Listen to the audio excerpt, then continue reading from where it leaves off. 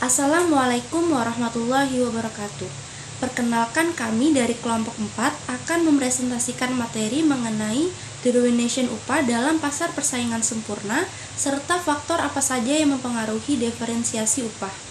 Kelompok kami beranggotakan saya sendiri, Alisa Naulisaufa Siregar dengan NIM 710142031, serta yang selanjutnya yaitu ada Ami Agustina dengan NIM 710142226, dan yang terakhir yaitu ada Ristia Arwan dengan NIM 71014220007. Yang pertama, saya akan menjelaskan mengenai pengertian determination upah dalam pasar persaingan sempurna. Determination upah adalah kondisi di mana upah yang diterima oleh pekerja dengan biaya produksi yang dikeluarkan oleh perusahaan sama-sama rendah. Jadi, dalam pasar persaingan sempurna, determination upah terjadi ketika adanya persaingan yang ketat antara perusahaan-perusahaan dalam industri yang sama. Selanjutnya yaitu saya akan menjelaskan mengenai faktor-faktor apa saja yang mempengaruhi determination upah. Di antaranya ada 3 faktor, yaitu yang pertama, persaingan yang ketat antara perusahaan dalam industri yang sama. Persaingan yang ketat antara perusahaan dalam industri yang sama dapat mempengaruhi upah. Dalam situasi di mana banyak perusahaan bersaing untuk pekerja yang terbatas, upah cenderung meningkat karena perusahaan-perusahaan harus menawarkan insentif yang lebih baik untuk mempertahankan tenaga kerja. Selanjutnya, yang kedua yaitu ada tingkat produktivitas yang rendah. Tingkat produktivitas pekerja juga berperan dalam penentuan upah. Pekerja yang lebih produktif cenderung mendapatkan upah yang lebih tinggi karena mereka memberikan kontribusi yang lebih besar terhadap produktivitas perusahaan. Sebaliknya, pekerja dengan produktivitas yang lebih rendah cenderung akan menerima upah yang lebih rendah. Selanjutnya yang ketiga yaitu ada faktor tingkat pendidikan dan keterampilan yang rendah dari pekerja. Tingkat pendidikan dan keterampilan pekerja juga mempengaruhi tingkat upah mereka.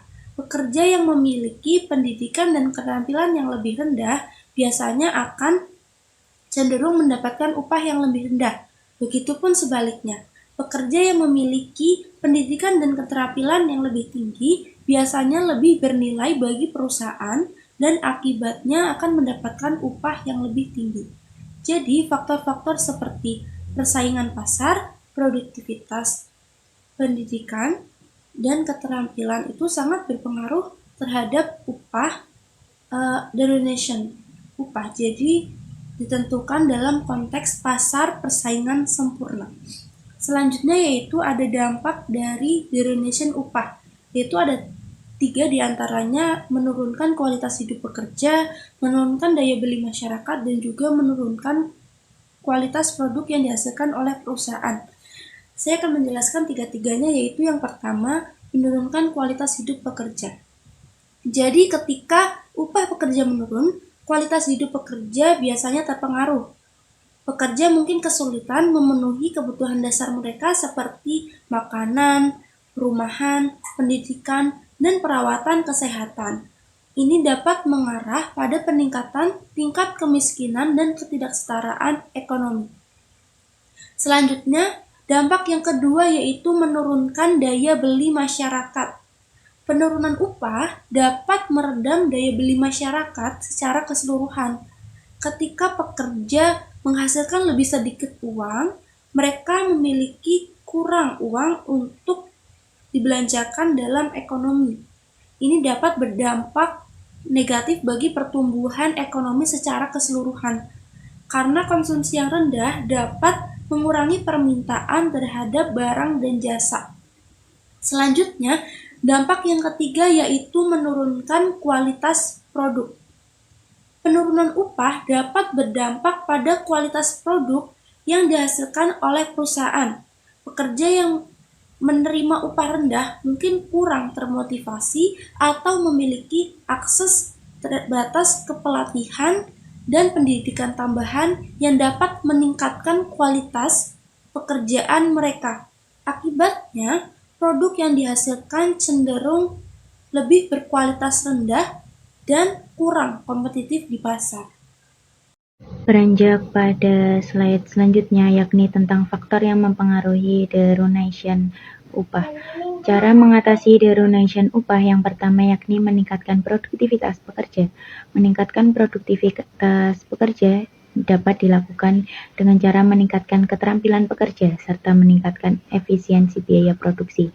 Jadi cara peningkatan produktivitas pekerja adalah perusahaan mencari para pekerja dengan kualifikasi yang baik, pengalaman bekerja yang baik, dan keterampilan yang mumpuni di dalam bidangnya masing-masing atau di dalam bidang yang dibutuhkan oleh perusahaan itu sendiri. Meningkatkan tingkat pendidikan dan keterampilan pekerja, yang mana hal ini dapat dilakukan dengan cara pemberian pelatihan dan pendidikan kepada para pekerja. Maka selain mereka bekerja, tapi mereka juga diberi bekal tambahan dalam meningkatkan kinerja mereka sendiri. Yang terakhir adalah meningkatkan efisiensi biaya produksi. Hal ini dilakukan dengan perbaikan pada proses produksi, memperbaiki manajemen persediaan, dan memperbaiki rantai pasok. Maksudnya adalah perusahaan memberikan perbaikan pada setiap prosesnya atau setiap tahapannya, mulai dari tahap produksi, peningkatan manajemen perusahaan, hingga pada persediaan produk pada perusahaan itu sendiri. Beranjak pada slide selanjutnya, yakni kita membahas mengenai faktor diferensiasi upah. Faktor diferensiasi upah sendiri adalah perbedaan dalam besarnya upah yang diterima oleh pekerja yang melakukan pekerjaan yang sama. Kemudian pada slide selanjutnya kita membahas mengenai faktor yang mempengaruhi diferensiasi upah dalam pasar persaingan sempurna. Yang pertama adalah kualifikasi pekerja. Pekerja yang memiliki kualifikasi yang lebih tinggi cenderung mendapatkan upah yang lebih tinggi dibandingkan dengan pekerja yang memiliki kualifikasi yang lebih rendah. Jadi perusahaan memberikan yang istilahnya gaji yang mana disesuaikan dengan tinggi rendahnya kualifikasi dari pekerja itu sendiri. Misal kualifikasi pekerja itu rendah, maka gaji yang diperoleh juga akan rendah, dan begitu pula sebaliknya. Untuk faktor-faktor yang mempengaruhi diferensiasi upah dalam pasar persaingan sempurna yang selanjutnya akan dibahas oleh rekan saya Ristia. Kepada Ristia, waktu dan layar saya persilahkan. Untuk faktor diferensiasi upah yang kedua ialah pengalaman kerja. Pekerja yang memiliki pengalaman kerja yang lebih lama cenderung mendapatkan upah yang lebih tinggi dibandingkan dengan pekerja yang memiliki pengalaman kerja yang lebih pendek. Jadi, hal ini dapat disebabkan oleh beberapa faktor, seperti kemampuan dan keterampilan yang lebih baik, serta pengetahuan yang lebih luas yang dimiliki oleh pekerja yang lebih lama berpengalaman. Selain itu, perusahaan cenderung memilih pekerja yang mempunyai kemahiran melebihi kelayakan, seperti pendidikan dan pengalaman. Selanjutnya dalam keterampilan kerja, pekerja yang memiliki keterampilan yang lebih tinggi cenderung mendapatkan upah yang lebih tinggi dibandingkan dengan pekerja yang memiliki keterampilan yang lebih rendah. Jadi, hal ini dapat dijelaskan oleh teori bahwa semakin banyak keterampilan yang dimiliki, semakin mudah seseorang memasuki dunia kerja. Dan sebaliknya, semakin sedikit seseorang memiliki kemampuan tambahan, maka semakin sulit untuk memasuki dunia kerja. Selain itu, dalam penetapan upah, kemampuan atau skill para pekerja menjadi salah satu faktor yang dipertimbangkan. Dan yang terakhir, untuk kurva diferensiasi upah, titik WE pada gambar tersebut merupakan tingkat keseimbangan upah. Pada titik W2 memiliki tingkat upah yang lebih besar dari titik WE, di mana hal tersebut membuat penawaran lebih besar dari jumlah permintaannya, sehingga terjadi persaingan yang tinggi di antara tenaga kerja demi mendapatkan pekerjaan. Hal ini akan menyebabkan menurunnya tingkat upah mendekati atau bahkan tepat di titik WE. Sedangkan pada tingkat upah di titik W1, jumlah permintaan akan tenaga kerja melebihi jumlah penawarannya, sehingga terjadi kompetensi di antara para produsen atau pemilik modal dalam mendapatkan tenaga kerja. Fenomena ini dapat mendorong kenaikan upah mendekati atau bahkan tepat ke titik WE.